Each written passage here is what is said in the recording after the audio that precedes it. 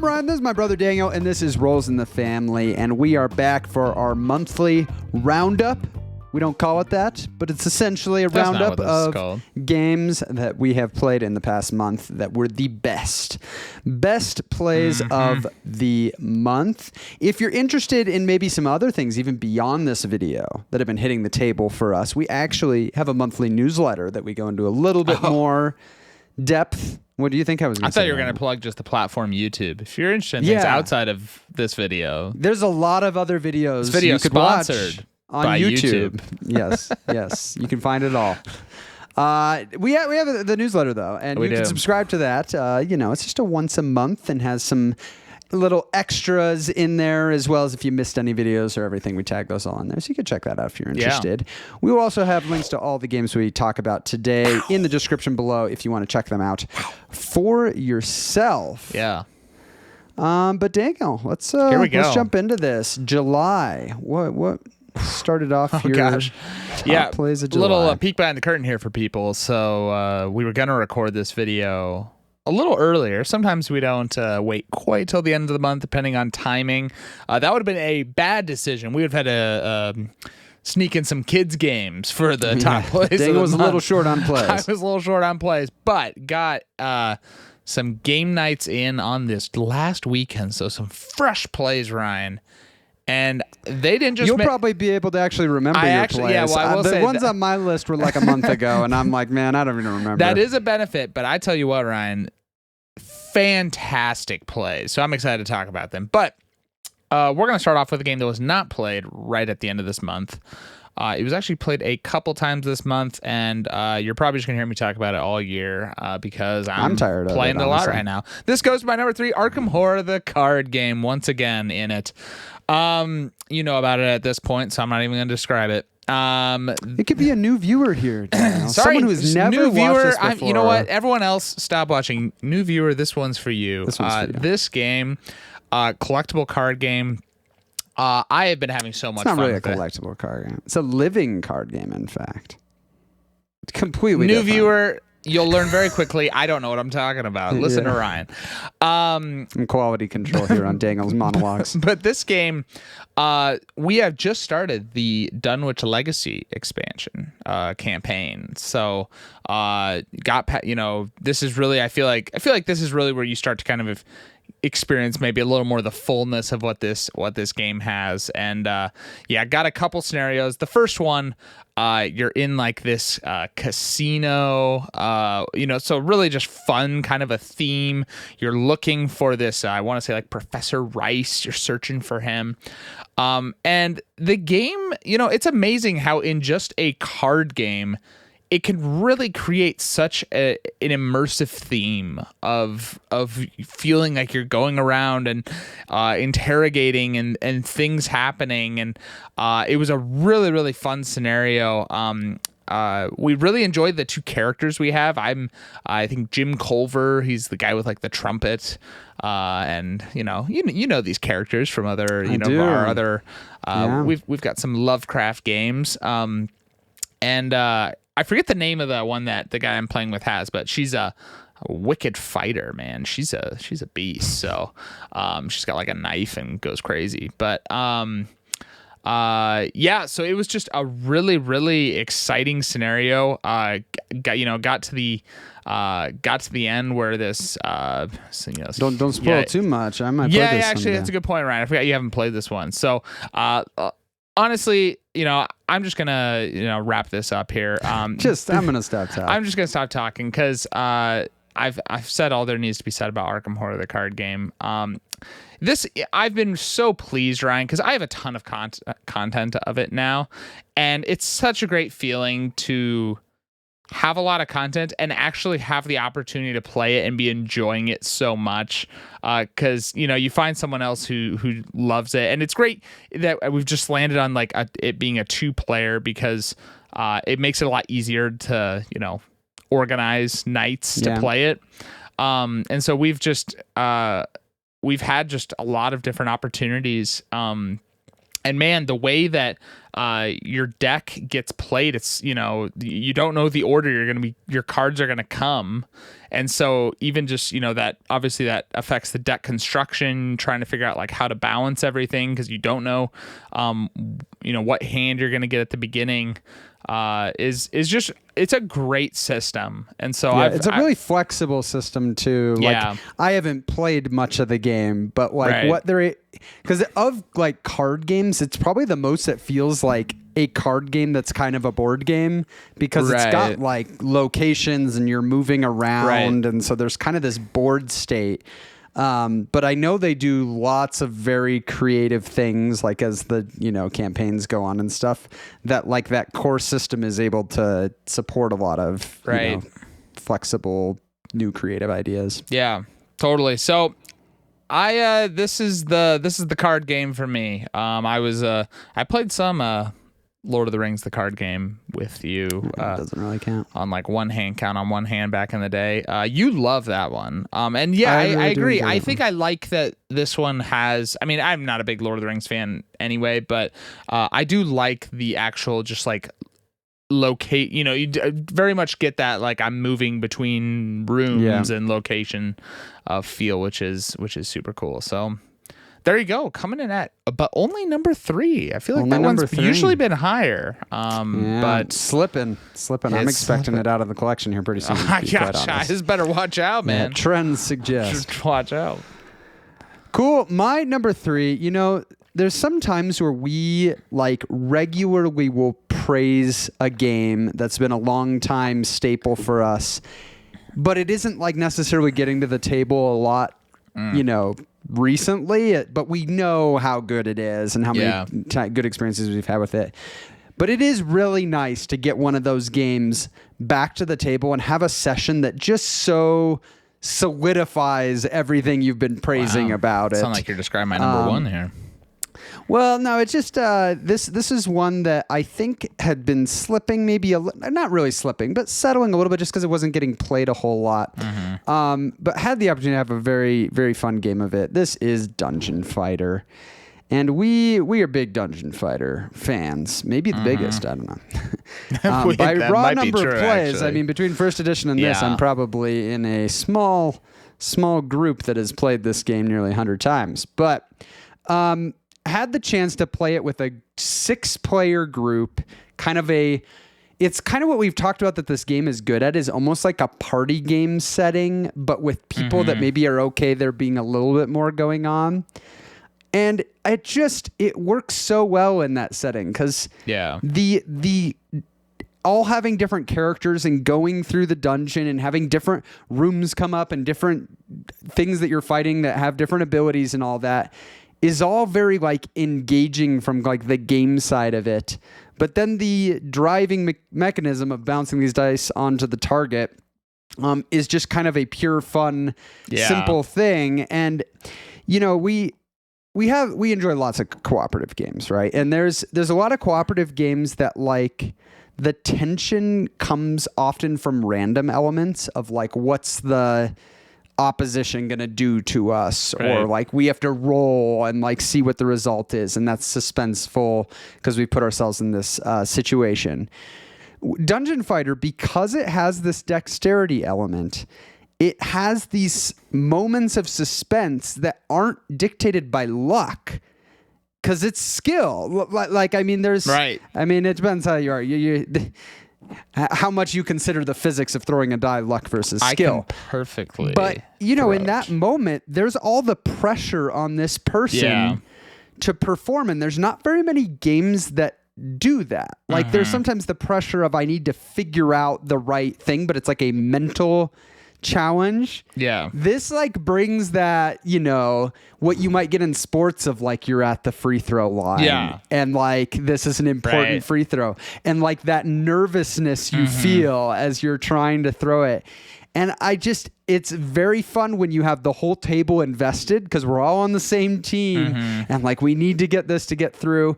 We were fortunate in this game. We made it all the way to the final battle and had it come down to the final die. It was one of those that we thought maybe we were going to lose, but then it was like, no, we bought the card that gives us the boulder die at the last shop, and so we have one more die. Oh my gosh! And the throw of that with like using another item was enough to finish it. Gotta be careful with that one. That one will roll. Yeah, that one's like a 20-sided one, I think. Will take and off. I think it has sides that hurt you. It does. Yeah. And so I so love the collector's edition that we have. I mean, just the second edition in general is a really, really good changes compared to the first edition. I mean, probably my favorite one is the replacement of the map with you always just draw 2 cards. Fantastic change. It is so good because those old map ones, we would kind of have the ways we normally would go. We would always go this way. Yeah. Here, it's just always a fresh decision. It's way cleaner. It's way quick. cleaner. It allows more variety with what comes up. Yeah. Excellent stuff. Yeah, this is one you got to like dexterity games, but if you're someone who likes dexterity games and hasn't played this, I mean there's not a lot of cooperative dexterity games, right. Honestly. This is just I feel like you got to give it a try. It has served us well so many times. I've had so many good sessions of Dungeon Fighter. And fortunately, another good one this month. Kind of shocked that's only your number 3. You had a game-winning die yeah, throw? That's true. I mean, that's it was a pretty good month here. It's pretty that's good month. Epic. Jeez. Well, Ryan, moving to my number 2. This was a game that I was actually considering leaving my collection. Say it ain't so. Say it ain't so. But after this play, I went into Board Game Geek and I changed it back. Rated it a 10. And I rated it a 10. It's my favorite game. No. But I had, this last weekend, we had a group of 7 people that all have played games before. We had one who was younger. I think he was I don't know how old he is, maybe like 9 or something like that, but has played like quite a bit of games and stuff. And so people who've all played things. So I was like, okay, we could do 7 Wonders Architects, but I was like, I feel like this group can handle a little bit more than that. And so I brought out 7 Wonders. The OG. And the OG. And wow, it was just perfect for this scenario. Like, no one outside of my wife and I had played 7 Wonders. So I was teaching the game. But man, was I reminded how just great this classic is, I am always a fan of simultaneous play. Obviously, you can. It's a game where you feel like you have done so much in so little time. But 7 Wonders, just getting the hand of cards. I mean, the card drafting. It's such I don't know. I just feel so good the entire game, because you get a hand. There just feels like there's always good options with what you're able to do, but tension around kind of what's the best route. Do I go hard on resources early? I love how in the game you actively care about what your neighbors are doing for multiple reasons. One, what resources do I have access to? Like, that's a really interesting part, especially because after the second age, you're that's it, right? You don't know, there's no more resources coming out after that. Military, you care about that with your neighbors. And then obviously, just paying attention to like what you're passing. It's a game that you really, but you don't have to worry about everyone, right? It's so, because that could get overwhelming if you had to worry about everyone, but I can just focus on my neighbors, kind of what are they doing, and pay attention to that. But man, it's one that we had so much fun after playing it that we actually considered just playing it again after lunch because we're like, oh, we all know it now. We ended up not. That was reserved for a different game. But it was so good, Ryan. And after I played it, I was like, man, it hits that spot in my collection where you have a larger group and you're not wanting, 7 Wonders Architects is pretty like... It's pretty light. Pretty light. And so it's like you're wanting something a little bit more, and it just was perfect for it. Yeah. And we didn't play with any expansions or anything like that. This was just OG 7 Wonders, but such a fun time. So, yeah. And my history of 7 Wonders, like, I love this game, and it's just always been not having the right situation. And it is hard to find the right situation. Like, when are you going to have, 6 or 7 people who all need to have a little, maybe a little bit more of a like baseline of gaming. Like I don't know if I would pull out it's Seven that Wonders. Medium weight. It is, and it's always right. tricky because a lot of times the type of people that are up for that type of game also be up for an even heavier game. Right. So sometimes the group wants to go even heavier. But harder. But when you have 6, like there's not a lot of there's not heavy, a lot of options there. So it was great. It's good. so great when you're able to pull something out and it just nails it. Yeah, as you were talking about, I was kind of thinking of, I feel like kind of an underrated mechanism in Seven Wonders is just the whole how your wonder works with the building the wonder with the 3 slots. Because not only does it make it cool with the variable boards, right? Because everybody's got kind of different things that happen. But in a drafting game, it means that every hand has almost a little bit, because like once you can build something, it has a little bit of the push your luck of. It does. Do I burn a card to build now, or will I get a hand later that has worse options, right? And how long do you push that, like when you know you need to build? I think that adds a really nice tension into a drafting game that I haven't really seen a similar thing in other drafting there's games. a lot of different options you have with your cards, right? Because you could play the card, you could build your wonder, you could discard it for 3 coins. Usually that's kind of a last resort type thing. And then even just the fact that you can borrow resources from your neighbors opens up a lot of the possibility. But you need money, obviously, to be able to do that. So, gosh, it's a good one. It's old now at this point in the board game world, but I will always be down to play a game of Seven Wonders. Nice. Me too. I would play it again. Yeah. It's been a little while. I think I played on Board Game Arena a while back. You can fly on a game of Seven Wonders in Board Game Arena. Yeah. But it's been a while since I've played the physical copy, I think. Cool. My number 2 is a game that is very highly praised in the online broader board game community. It is one that has been in my collection for a little while now, but has probably been hitting at an average of like 1 play a year since it's been in my collection.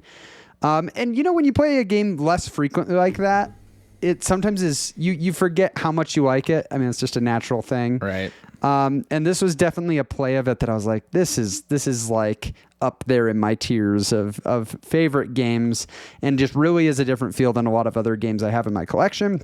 This is Brass Birmingham. And Brass, it's got the whole network building thing, right? Like you're putting out, there's the canal phase that you're putting out these things and putting your little industry tiles out. But it's also all driven by a hand management thing. And that's something I really enjoy about it, is it like you get that tactical nudge from your hand of kind of where you want to go or what you're going to do this game. It's like just enough to give you some direction and not have it just be wide open.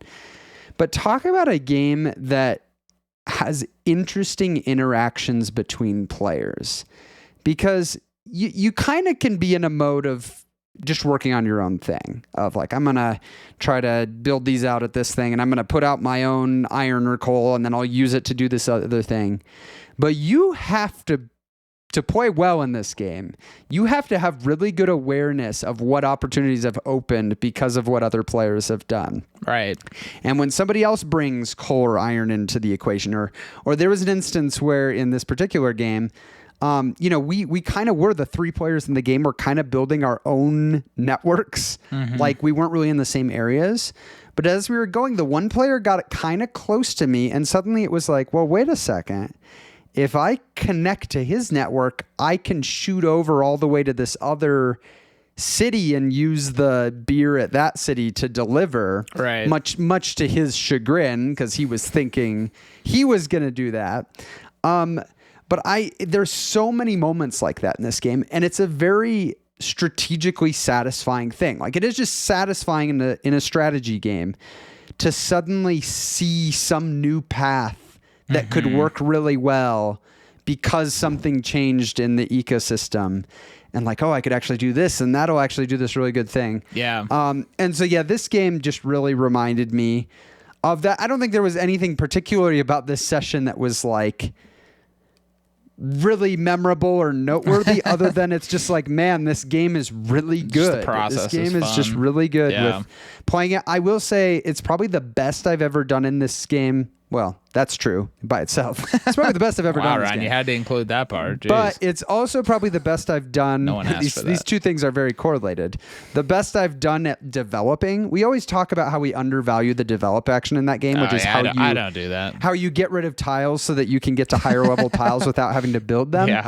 And so I did a really good job of that. And I was doing a lot of the manufactured goods, which are like the crates, which we always joke because it's like, manufactured goods. It's like, what are we shipping here? It's like the most generic thing. It's like you reassuring the people, don't worry, they're just some manufactured goods. Just manufactured goods. Don't look in the boxes. Don't look inside. Yeah. But I managed to get almost all the way to the end of that track because I was doing a good job of developing and getting them out and stuff. And it was just, it made me realize that's a big part of playing well in this game, especially because developing uses iron. And so if you can bring out your own ironworks and then use your own iron to develop, then you're working towards flipping your ironworks.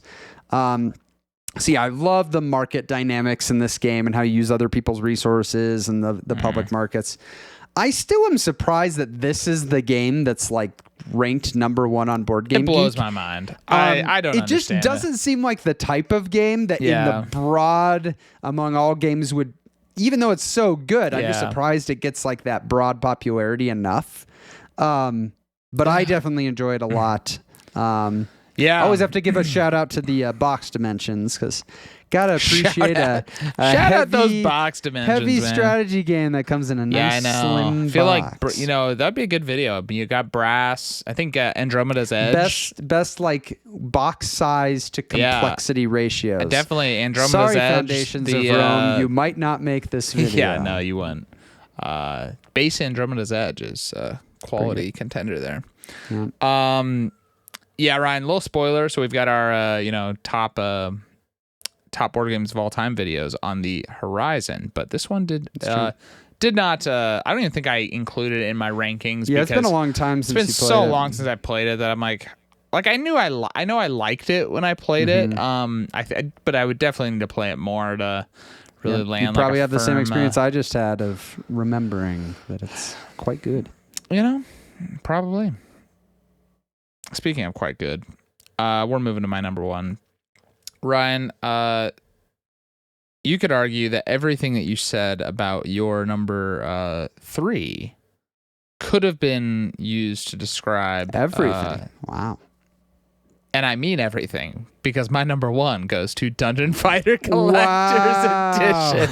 I was going to say there were a lot of pretty specific things. Well, how about that, Ryan? That's a game that I don't think either of us had played in quite some time. While. I mean, for me, it was I think it was over a year at least. And so the fact that we both hit it in the same month, but this was the same game day that I had, and we were after lunch, really just kind of trying to figure out. Okay, we had 6 of us at this point. Actually, no, I think one of them dropped out, so I think we had 5. But we're trying to figure out the right game and whatnot. And it's so funny because the kid that we were playing with was like, I was kind of thinking a cooperative game would be fun, like when we're all on the same team. And then somehow it was a joke about like anything with like dexterity. I was like, I've got the game. I've got this one. You guys could not have made this easier for me to select. Pulled it out. And, none of them had played this before. And so first, it's the fun of like, look at this game, the collector's edition.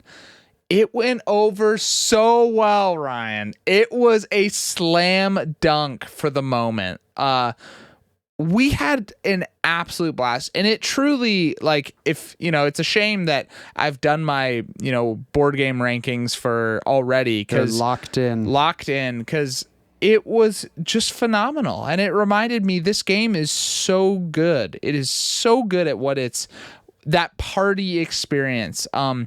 It just felt like from start to finish, we just had an absolute blast. I mean, first you're just, and as the host of the game, it's so much fun to watch other people like experience the joy of a game for the first time. You know, you're just telling them like, okay, you're throwing dice at a target. So it's like starts out with that. And if you miss, you're going to be getting so it's like, hit. okay, we got to do, and then you bring out the first enemy and it's like, wait, so I'm going to put the die on my nose and throw it. And it's like, what? You know, and so then just in monster after monster and the different challenges that you're facing and it is real challenges. I mean, the game can really escalate. You know, when you're hitting those level 4 monsters, those are no slouches. Like the game really has a great challenge to it, but it has so much satisfaction with the reward system. I mean, you're getting coins. I love even just the overkill system where that was a change. That was a change again. where if you change. kill a monster by 3 damage or more, you get an extra coin, and so a lot of satisfaction. Although, Ryan, a quick rules clarification: because one of the rules is if you get a bullseye with the symbol, it's an auto kill. But is that an overkill for an extra coin? I think the rules say it is. Oh, it is? Okay. I think the auto kill always gives you the overkill. Well, thematically, that's cool. But I wasn't sure. So there you go. I think that's how we play. I could be wrong. But I think I looked it up once. But anyways, it just goes on. You go to the shop. You're getting more items. What I love is the weapons, actually make it harder, right? They're it's optional, but it's an optional thing, but for potentially doing more damage. So one of the guys playing with us got the one where he's got the cup, and he now can throw it out of the cup, which is then being combined with other things. So he has to do a 360. There was one point where he did like a 360 eyes closed cup shot and pulled it off, and it was just amazing. And I got the sword of friendship, and so me and the kid that was playing with us, he was the one with the hand, and I'm holding his wrist, and it just, Ryan, like as we're going along through this, man, it was just an absolute blast all the way through. And the collector's edition is amazing. I hate when a collector's edition of a game makes the game more obtuse or harder to play, because there's just so much complexity now that this game's perfect, because what it does is it's just base Dungeon Fighter. Like you're just playing Dungeon Fighter. And then it's like you just have this wall or this shelf of things that a card that will just might come up. It's just like, oh, grab the cup. Okay. Or oh, grab the volcano. Okay. It's just so well done that I don't feel any more complexity with it. And yet you get just this immense joy of pulling out of the box these crazy fun things that add just an amazing had one where it put, I think this was one of the first monsters we faced. It put ice 3D ice shards in the holes, the 3 holes of the thing. And so it's like, okay, we can't, go into the hole, but it also is going to affect hitting it. Oh my gosh, the amount of times in this dungeon run that we faced monsters where if you fell in the hole, you faint. I think we had 3 different monsters, including the final one, which was this skeletal dragon who had like 45 health. But if you fall in the hole, you faint. You're like knocked out. And so, man, there was a lot of pressure. We fortunately never did. Although the one time we did, the lady next to me, she threw it, landed in the hole, but she got her symbol on the green die, which was a reroll. And so that's awesome. Was saved from it.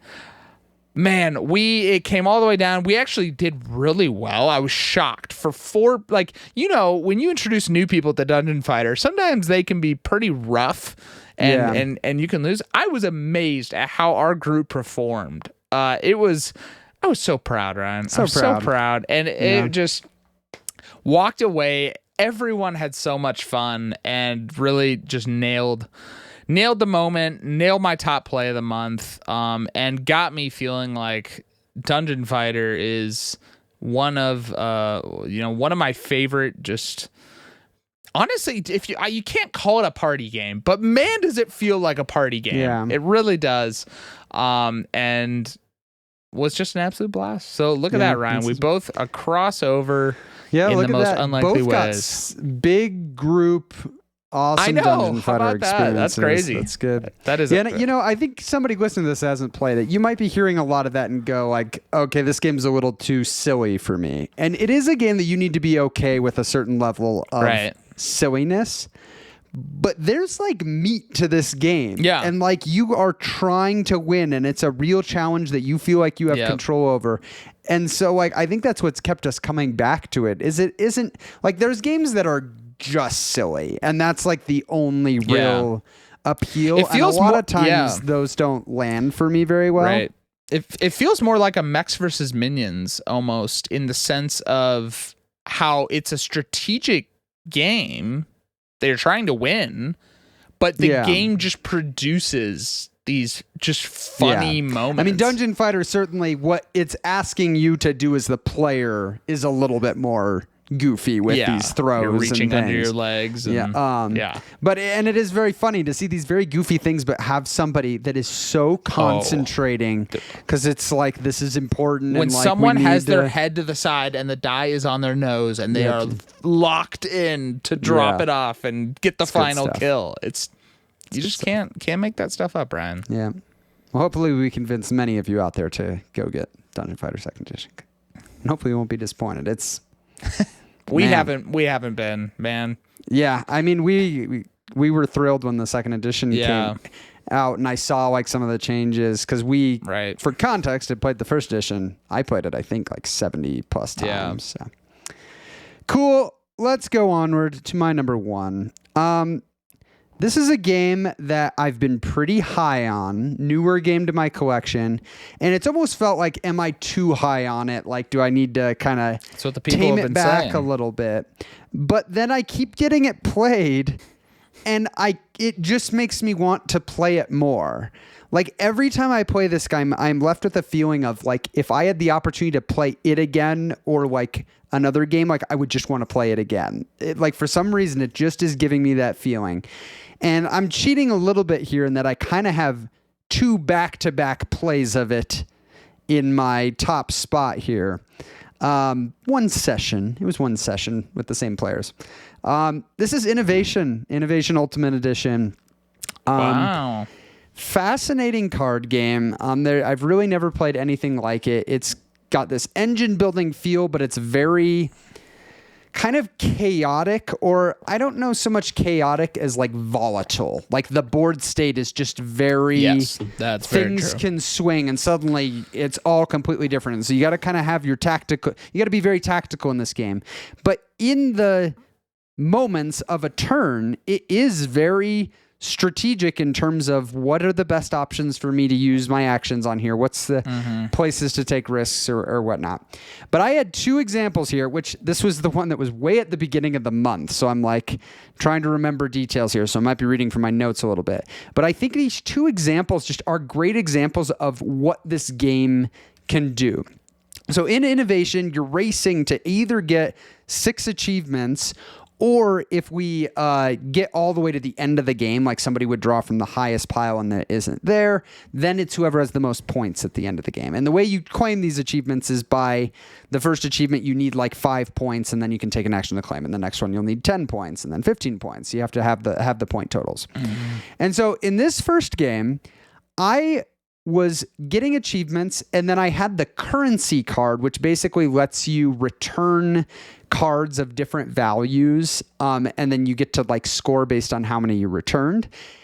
And so I was using that to kind of like score some points, and it got to a point where I realized I was kind of ahead on achievements, and just by running my currency engine, in like 2 turns, I could get to the next standard achievement, and then I could get to the next standard achievement. And so I got to a point where I was like, you know what I think is my best strategy here is just keep doing this little pattern. Like, I don't think he can catch me in the current state doing that. Now, it does mean I'm doing absolutely no engine building. I'm changing absolutely nothing about my board state. I'm just running my thing and putting the pressure on him to be like, hey, you got to find a way to stop me. If you don't stop me, I'm just going to walk my way to all these achievements. So obviously he realizes this and needs to like figure out how to stop me.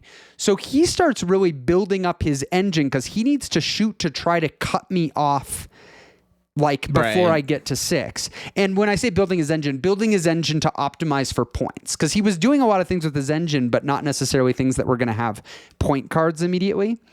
And so he does it, and he ends up beating me to that 6th achievement. So I have 5 achievements.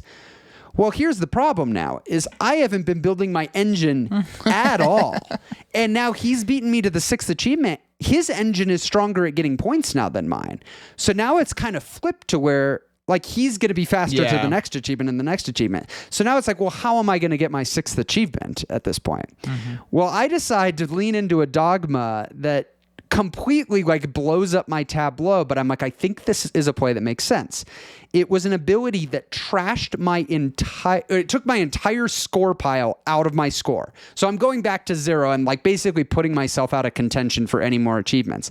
But I get to meld all those cards that were in my score pile. Like I get to play all of them out into my tableau. And so part of the play here was, if all of my 5 top cards ended up having crowns on them, there was a special achievement I could claim. So I was, and I had like 3 already. So I was like, there's a chance I'm going to get to look at like, it was like 12 cards I got to meld out of my score pile. Yeah. Because I was getting all these low point ones because I was just running this like really rudimentary engine with currency. And so I meld all these. Turns out I don't have a way that I can get all top cards with crowns, but I figure at the very least I'll probably have a pretty good engine because I had some stuff splayed, and hopefully I can pick some top cards that work well together. Well, that's basically what ended up happening, because I got Philosophy, which is a card that you can use to splay another color. So you can like take a dogma and get your purple splayed and then your red splayed. Well, then I also had Invention, that if you have all of yours splayed, it allows you to claim one of the special achievements through like another route. And so the way the game ended up playing out is I was able to use Philosophy, splay them out, and then use Invention to get the last one. And so it was just such a, it was like he cut me off, but then I do this kind of like complete pivot, blow everything up, and like find this other path to an achievement. And so it was just like a really cool finish to that one. Yeah. So we finished that, and it was a pretty quick game the way that I rushed the achievements in the beginning. And so we played again. And this one went very differently in that somehow 2 of the early standard achievements got trashed. So now there's just not as many achievements for somebody to get to 6 quickly. And so the game went on a lot longer. We got into some of the later eras, and it got to the point where he had 5 and I had 3. So he's close to winning, but I was way ahead on like the eras. And so now it becomes this race of I had more points. So now I need to get the game to end before he can get a 6th achievement. And he's mostly needing to get a 6th achievement from like one of the special achievements because I kind of cut him off on the standard achievements. But because we trashed those early ones, there were literally not enough achievements there for me to go for an achievement victory without like something really changing that I could get some of the special ones. Right. And so now I'm just like pushing the pace. I'm like, I need the game to end as soon as possible. And I got to the point where I was up in the 10 deck, which these cards get absolutely bonkers the further you get up in this game. Those late ones are crazy. And so I had miniaturization, which had something that I could like return a 10 card, and then based on like something in my score pile, I could draw other 10 cards. So I was returning a 10 and drawing like 6 10 cards, which then are all like bonkers abilities that I could potentially use. And I'm just rushing the pile, right? So that I can get it to end. He ends up really making a push with his score that he could go for the next score achievement. But then I use one of the 10 cards to just decimate his score pile. I can't remember exactly what the effect was, but I basically put him back to 0 points. So I basically said, no, you are not getting another standard achievement. Like if you're going to get your 6th achievement, it's going to have to be through a special one. And so it gets to the point where it just looks like the writing's on the wall. Like I've kind of destroyed what he had going. I just need to finish it out. Well, it comes down to he gets to kind of make this Hail Mary play at the end because he had a card that let him, it let him guess 2 colors and then draw 9. And if he guessed the color right, he could immediately meld it. And so he's basically Hail Marying that he's going to get to meld something that then has a dogma effect that could somehow help him, that he could use on his second action. he ends up being right and he gets it. And the dogma effect is that I was going to, let's see, how did it play out? It was that I was going to have to draw 2 cards and he would pick one for him to meld and one for me to meld. Well, he was 1 blue icon short at that point of the special achievement that's 3 of every icon. Mm-hmm. So suddenly, if either of the 2 cards I have a blue icon, assuming they're not going to cover up another one of his blues, he'll pick that one for him to meld. He'll claim the special achievement and he'll win. And so it was this huge flip of going into their turn. It was like, there's no way. There's absolutely no way he can stop me. But he identified this Hail Mary that would let him play he would get a new card and meld it in one action, that he would have time to use it. And it just so happened it was like the one card that could, let him meld another card. It turned out we draw the 2. It didn't have the icon. We later looked in the deck and it was like a 50-50 chance that he could have gotten the icon to meld it. And it just was yet another example of you're like never safe in this game. You like think you have it. And maybe for some people that's like a downside and they won't like that. Like I had it in the bag and then some crazy thing happened and I lost. But man, is it exciting and tactically exciting because he had to spot it. It wasn't like this obvious play. Mm-hmm. It was like he came up with a clever route that was the only way that there was a chance. And it was just cool to see that it did give him like a real chance at flipping it right at the end. Right. I've never played a game that has that feeling of the state of who's winning and who's losing, like change so drastically. Yeah. It can truly flip in a moment. Totally. Where you're like, I've got this locked up, and then suddenly, wait, what? You know, and that first game where I got to 5 achievements, it's like I am in the driver's seat, but the second I get cut off and I don't have a path to a 6th achievement, it's like, well, what now? Yeah. Because you either win by 6 achievements, but if I'm not going to win by that, like I was nowhere near, like, and so, I am so fascinated by it. And I've only played with the base game stuff. I haven't mixed in any expansion stuff yet. But this is a game you could play the base game hundreds of times and still be enjoying it. It is so different depending on how things come out and how things play. This game's old. Like this game came out in like 2010. That's ancient, basically, in modern board gaming. But there is nothing like it that I've played. Nothing even that close. Like I was in my head, it was in a similar like tableau builder as like Race for the Galaxy. This thing is a different beast they're than very any different tableau builders we have. Right. And I can see why some people wouldn't like it, but I will say for years I did not try this game because I was put off by that, it's so chaotic. And it's got to want to take that, right? Like kind of these mean things. And I was like, that's not really what I'm looking for. If that's the reason you haven't tried Innovation, I would encourage you to check it out again because I find it, those things are going to be in the game, especially because I'm playing 2-player. Right. So obviously 2-player, you're like actively trying to, hurt the other player or help your positioning. But this game is way more tactically rich. And while there are these like big swings, there's not nearly as much wild randomness as I think I thought there was. Like you get into points like when you're comparing your resources to each other that it's like, you're kind of jockeying with like who has more of certain things and doing things. And then occasionally there's, these dogma effects that really, really shake things up. But the individual turns where you're picking what actions to do and you're taking in the information is so the meaningful decisions are so plentiful. And decisions that are directly going to influence your chances of winning the game. And if you don't believe me, go play some people that are really good at this game on like Board Game Arena and they'll probably destroy you, right? And you'll start to see like, it's not just random. Like there's a lot of skill in this game. So I don't know, Daniel. I don't know if there's going to be a point where I get less high on this game. Like I feel like every time I play it, my excitement just has stayed up. And like my desire to play, which is a good metric of how much you are enjoying a game, is just like how much you really would like to get it back to the table. I know we've played it a few times. I've played it quite a few more times than you. But I got to hand it to Innovation. not only one, but two back-to-back games this month that were just excellent, and either would have been, contender for my top play.